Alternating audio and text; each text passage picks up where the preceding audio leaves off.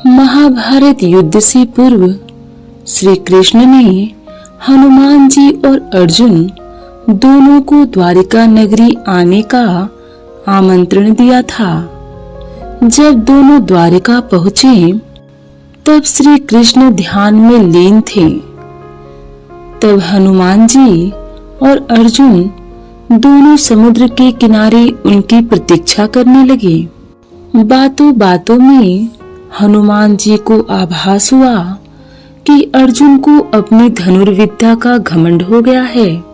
जब हनुमान जी के सामने अर्जुन ने भगवान राम का उपहास उड़ाते हुए कहा कि लंका के लिए पत्थर का सेतु बनाने की जगह उन्हें बाण का सेतु बनाना चाहिए था, हनुमान जी को यह बात चुभ गई। उन्होंने अर्जुन के समक्ष बाण का सेतु बनाने का प्रस्ताव रखा। साथ ही यह भी कहा कि अगर उनके खड़े होने से अगर वह सेतु नहीं टूटा तो हनुमान जी अग्नि में अपना देह त्याग करेंगे। अर्जुन ने उनकी बात मान ली और सेतु बनाने लगे। अर्जुन ने 3 बार सेतु बनाया और तीनों बार हनुमान जी के पैर रखते ही सेतु टूट गया। सेतु टूटने के साथ ही अर्जुन का घमंड भी चूर चूर हो गया। श्री कृष्ण ने हनुमान जी के माध्यम से अर्जुन को उनकी भूल का एहसास कराया। दूसरी ओर उन्होंने हनुमान जी से ध्वजा के रूप में अर्जुन के रथ पर स्थापित होने का आग्रह भी किया। हनुमान जी ने प्रभु की बात का मान रखा, लेकिन साथ ही एक शर्त भी रखी कि जिस प्रकार त्रेता युग में राम अवतार में उन्होंने हनुमान को युद्ध के साथ साथ ज्ञान भी दिया था, उसी प्रकार उन्हें महाभारत में भी ज्ञान का सार चाहिए।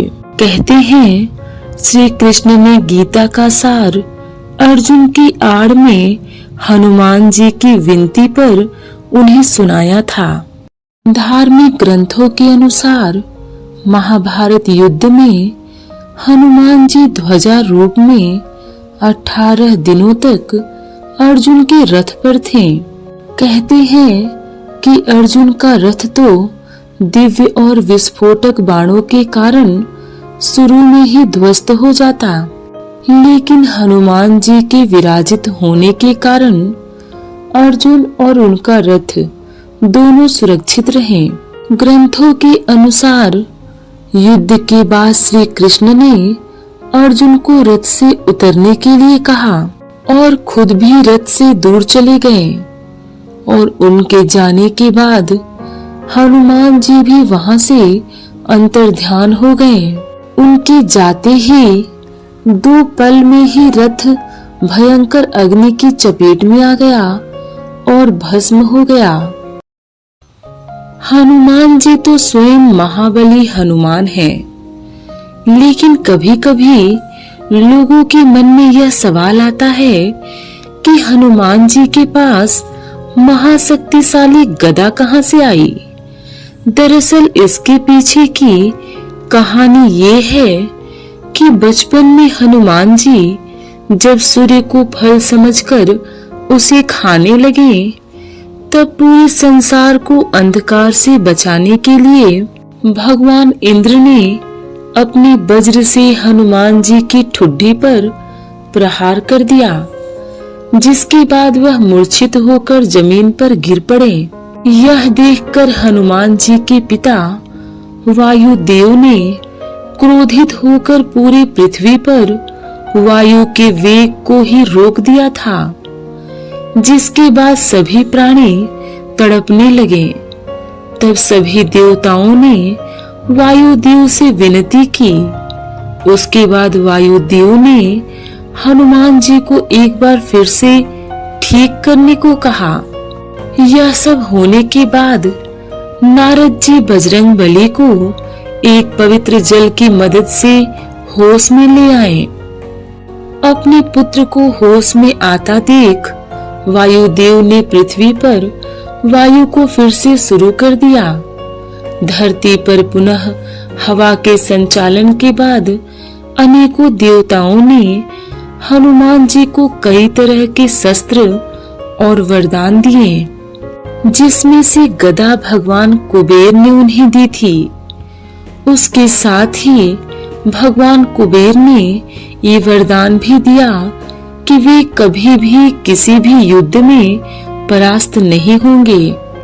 ऐसा माना जाता है कि जिस प्रकार हनुमान जी अपने शरीर के आकार को घटा और बढ़ा सकते हैं, उसी तरह उनकी गदा का आकार भी छोटा और बड़ा हो सकता है। आमतौर पर हम सभी हनुमान जी की जो तस्वीरें और मूर्तियां देखते हैं, उनमें उन्हें हमेशा बाएं हाथ में गदा धारण किए हुए ही देखते हैं। लेकिन आपको बता दें कि हनुमान जी के पास गदा हमेशा रहती तो है, लेकिन वो इसे हमेशा धारण नहीं किए होते हैं। इसका अर्थ ये है कि जटिल परिस्थितियों में दुष्टों के नाश करने के लिए ही वो बस इसका इस्तेमाल करते हैं। वही गदा के अलावा ऐसे कई और भी शस्त्र थे जो उनकी शक्तियों को दोगुना कर देते थे। इसके अलावा सूर्य देव ने हनुमान जी को अपने तेज का 100वां अंश दिया था। यही कारण है कि बड़े से बड़ा कुशल वक्ता बजरंग बली के सामने टिक नहीं पाता था। मृत्यु के देवता भगवान यम ने भी हनुमान जी को यह वरदान दिया था कि वे कभी भी यम का शिकार नहीं होंगे। यही कारण है कि हनुमान जी को हमेशा अजय अमर कहा जाता है। पौराणिक कथाओं की माने तो पवन पुत्र को भगवान शंकर का 11वां रुद्र अवतार माना जाता है।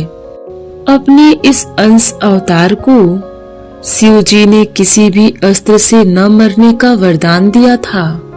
वही भगवान विश्वकर्मा ने हनुमान जी को ये वरदान दिया था कि उनके द्वारा बनाए गए किसी भी शस्त्र का उन पर कोई असर नहीं होगा। वरुण देव ने अंजनी पुत्र को एक खास वरदान दिया था, जिसमें 10 लाख वर्ष की आयु हो जाने पर भी उनकी मृत्यु जल से नहीं हो सकेगी। सृष्टि के रचयिता भगवान ब्रह्मा ने उन्हें दीर्घायु होने का वरदान दिया था। इसके साथ ही हनुमान जी अपनी इच्छा अनुसार अपने शरीर को सूक्ष्म से भी सूक्ष्म तथा बड़े से भी बड़ा यानी कि विशाल कर सकते थे। इतना ही नहीं, वे अपने शरीर के भार को भी अपनी इच्छा अनुसार घटा और बढ़ा सकते थे। भगवान हनुमान के पास ऐसी शक्ति थी जिससे वे किसी अन्य व्यक्ति के सामने अदृश्य हो सकते थे। इतना ही नहीं, वे दूसरे के मन की बातों को भी भांपने में भी सक्षम थे। पवन पुत्र के पास स्थित तथा वास्तविक सिद्धियां भी थीं, जिनके जरिए वे दुनिया में अपना अधिपत्य स्थापित कर किसी को भी अपना दास बना सकते थे। हनुमान जी के जीवन में एक ऐसा समय भी आया था जब वो अपनी सभी शक्तियां भूल गए थे, और ऐसा उन्हीं की शरारतों के चलते हुआ था। दरअसल बजरंग बली को बचपन में ही देवताओं से कई तरह की शक्तियां और वरदान प्राप्त हो गए थे, जिसके चलते वे काफी नटखट और शरारती हो गए थे।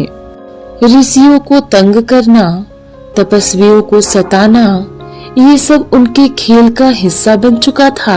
अपने माता पिता के लाख मना करने के बाद भी वो नहीं मानते थे।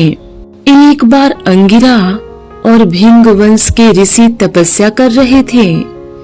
अंजनी पुत्र की शरारत के चलते उनकी तपस्या भंग हो गई, जिसके बाद उन ऋषियों ने हनुमान जी को यह श्राप दे दिया कि वे अपनी सभी शक्तियां भूल जाएंगे लेकिन सही समय आने पर यदि कोई उन्हें उनकी भूली हुई शक्तियां याद दिलाएगा तो बजरंग बली को वो शक्तियां फिर से याद आ जाएंगी। इसके बाद माता सीता का पता लगाने के लिए ब्रह्मा जी के पुत्र जामवंत ने हनुमान जी को उनकी शक्तियों के बारे में याद दिलाया, जिसके बाद ही वे लंका जाकर माता सीता का पता लगा पाए थे।